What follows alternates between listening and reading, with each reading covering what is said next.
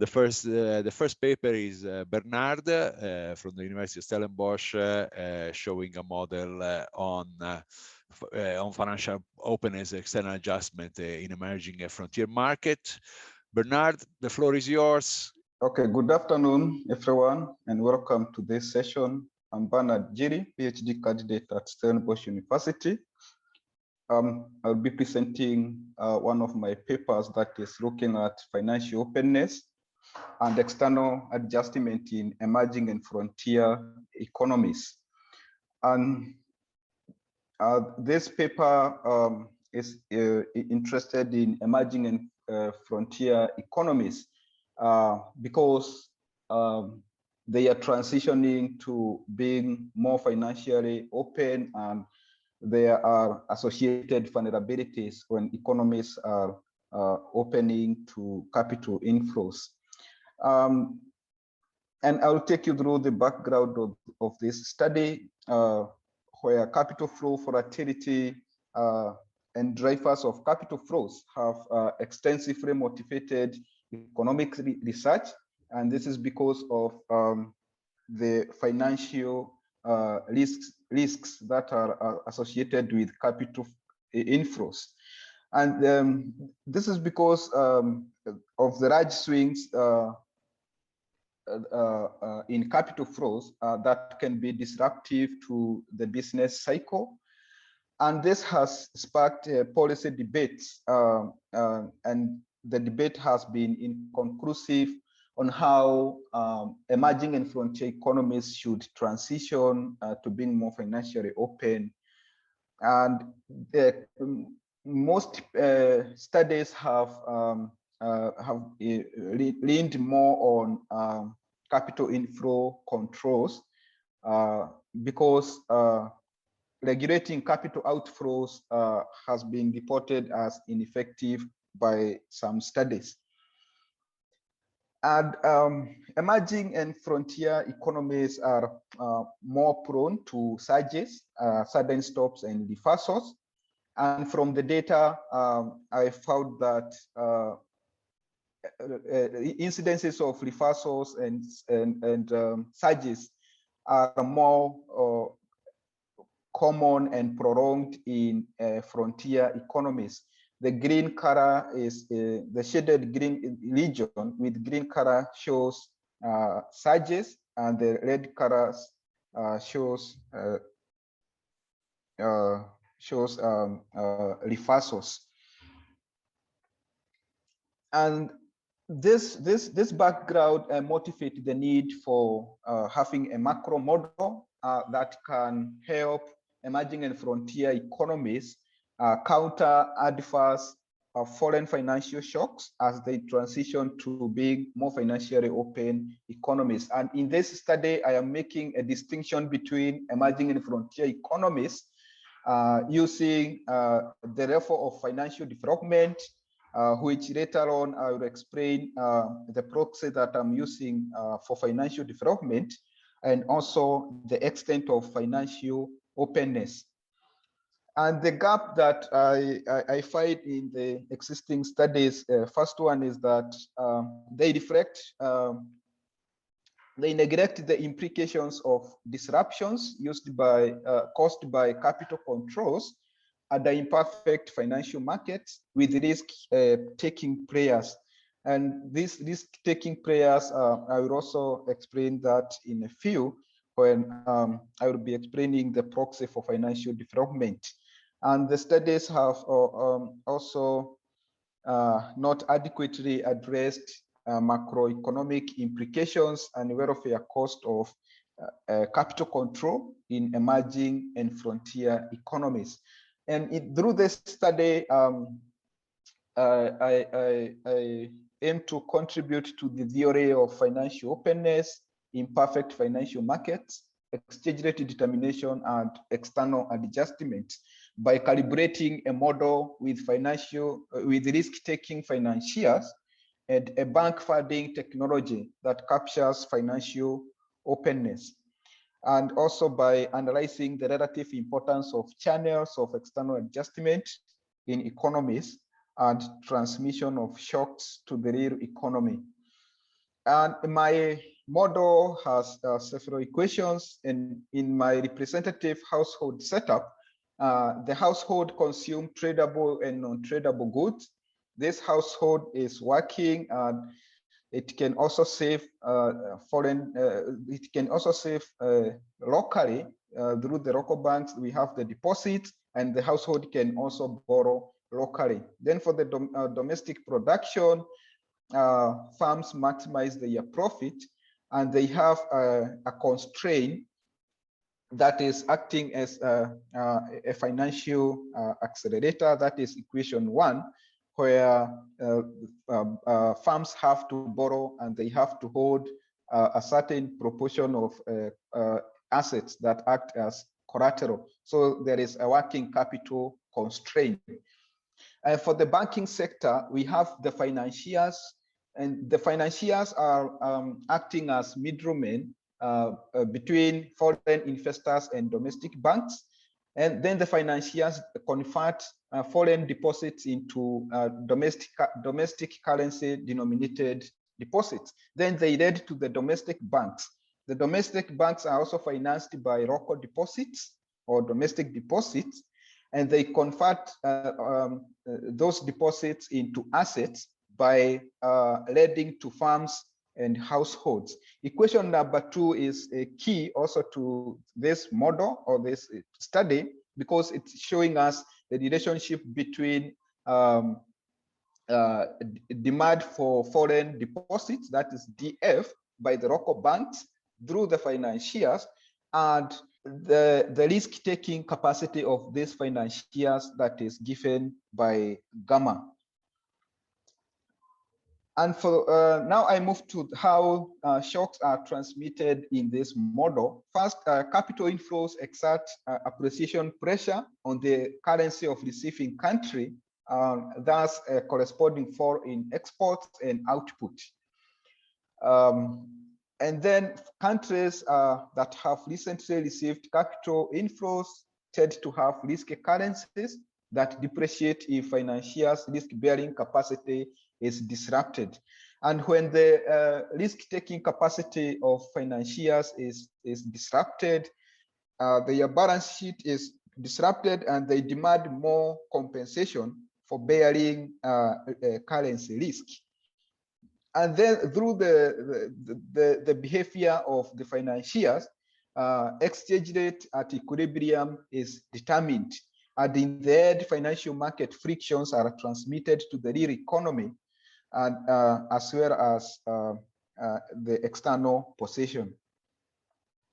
Then for the deposit branch, I earlier on talked about the funding technology. That is equation number 3, where local banks have access to domestic deposits, and they also have access to foreign deposits through the financiers. And then I have parameter alpha B, which is the degree of financial openness. So later on, I will explain in the parameters table how this degree of financial openness is driving the model. Then equation number 4 shows how these banks have a binding balance sheet constraint. Then for the cost of lending, I have also included a capital adjustment cost for the bank, which is a quadratic function. And I have 4 shocks in my model, that is technology, bank, world interest rate, and capital flow. And all of them are AR1 processes. I have quite a number of parameters, but I am in this model, I am only switching 2 parameters, that is the degree of financial openness and also the risk-bearing capacity. When I set parameter alpha B, that is the degree of financial openness, to 1, it means this economy is operating at the financial autarky. And when I set parameter alpha B to 0.5, I assume this economy has relaxed capital controls, and therefore it is financially open. Then for the gamma, if gamma is 0, it means UIP condition holds.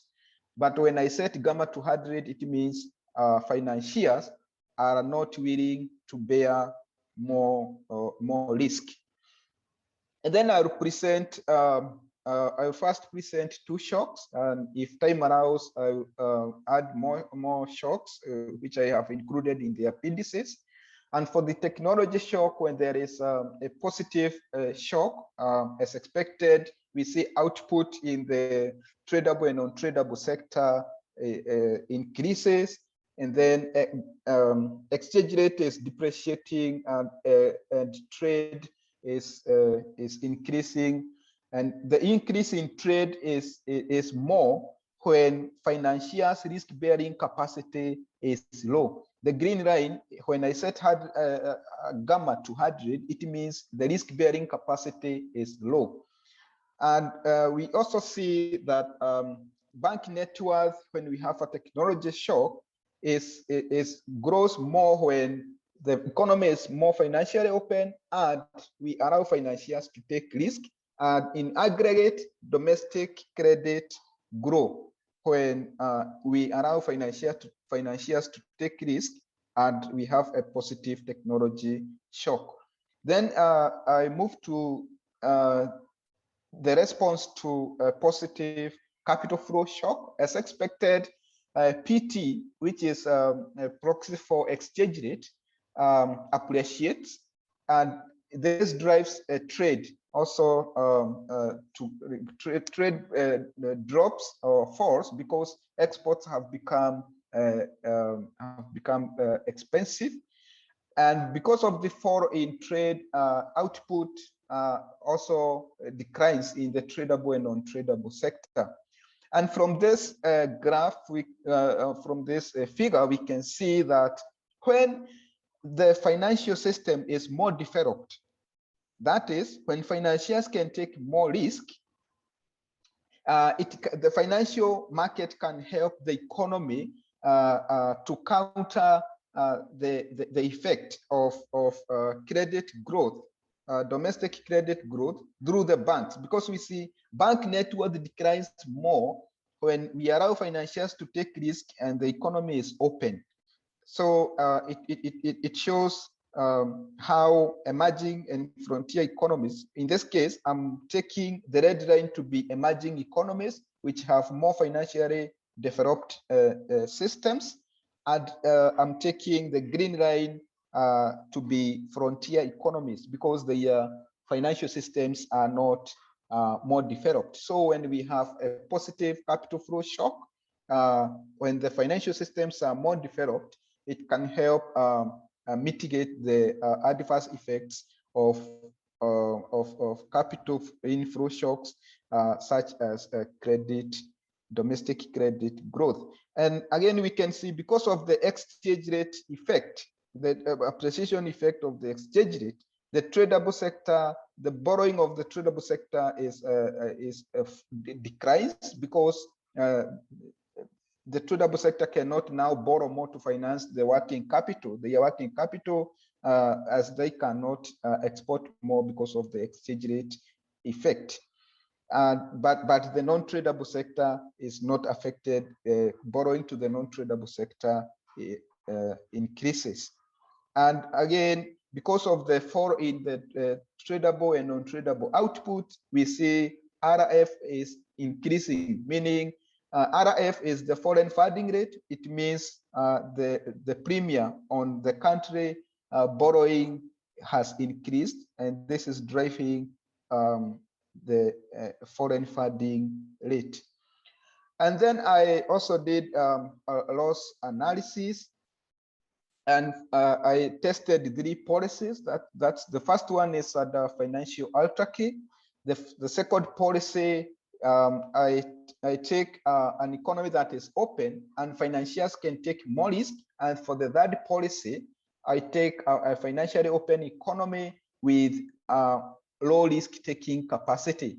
And from the aggregate loss, we see I find that loss is lowest when we allow financiers to take risk, and we also have a financially open economy. So it means when the financial systems are more developed, and that is to mean the financiers can take more risk. We can relax capital controls. We can make the economy more financially open, and this will also have the least loss to the output. And in my concluding remarks, this is a recap of what I have found in the research so far. When an economy is financially open, that is when no capital controls are imposed, and its risk-bearing capacity is low. Adjustment in the exchange rate, trade balance, and output increases. And in contrast, under strict capital inflow controls, exchange rate stabilization is better achieved through improved risk-bearing capacity. And for the welfare analysis based on a quadratic loss function, I find that relaxing capital inflow controls and having a more financially developed system minimizes output variability. And for the policy implication, I can say that policy makers should look to sequence capital flow liberalization to allow for the development of the financial system to bear more risk. In my appendices, I also included other resorts, 2 more resorts. I have the bank capital shock, and I also included world interest rate shock. But now for my next study, I want to include nominal rigidities, because so far I have assumed prices are not sticky.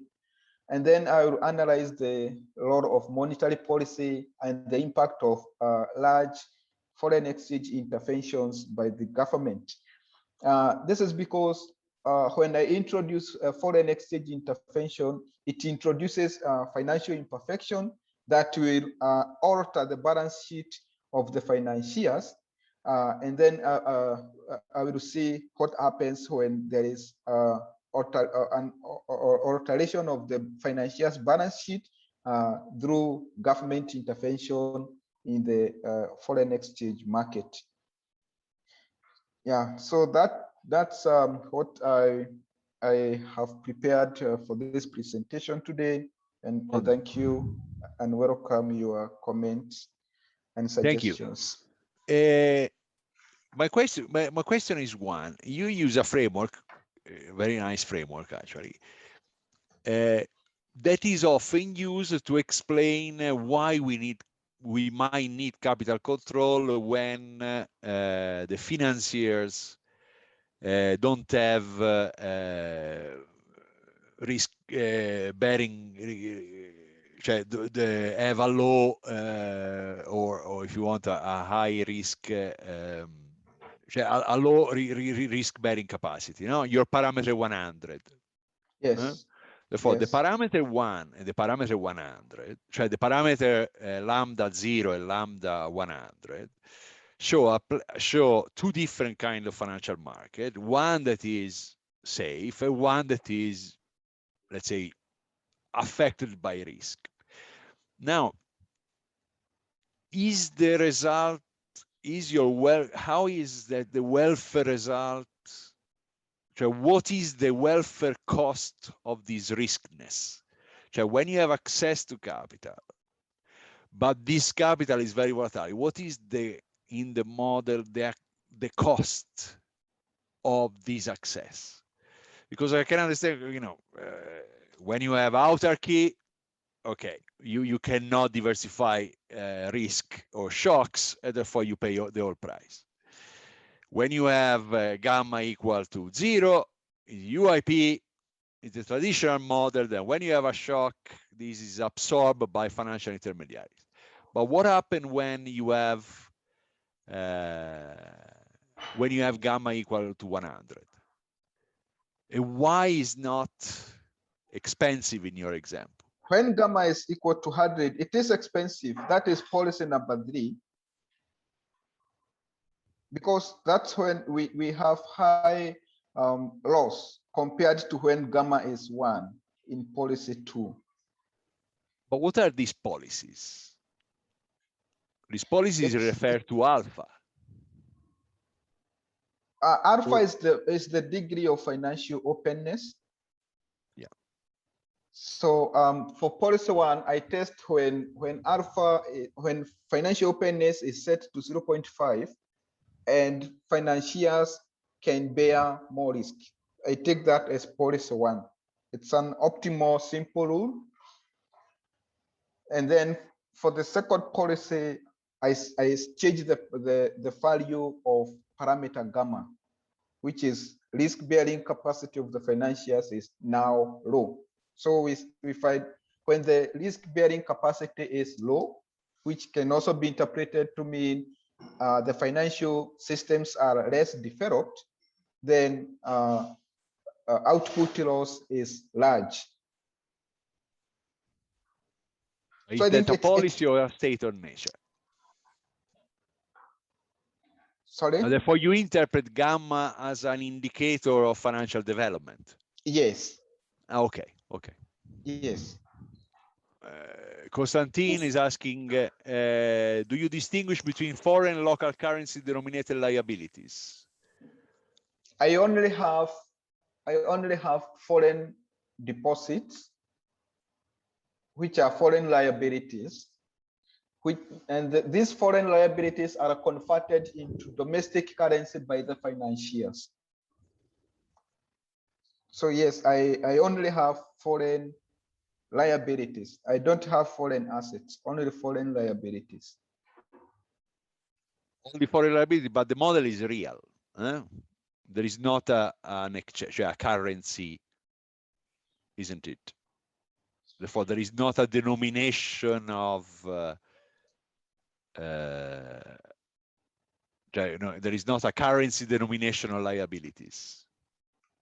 Yes, but I assume there is the exchange rate effect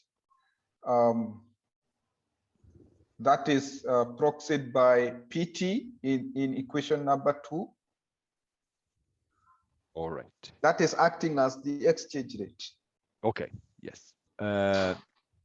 It was also we need some clarification on the positive technological shock impact. How the positive technological shock impact the exchange rate exactly.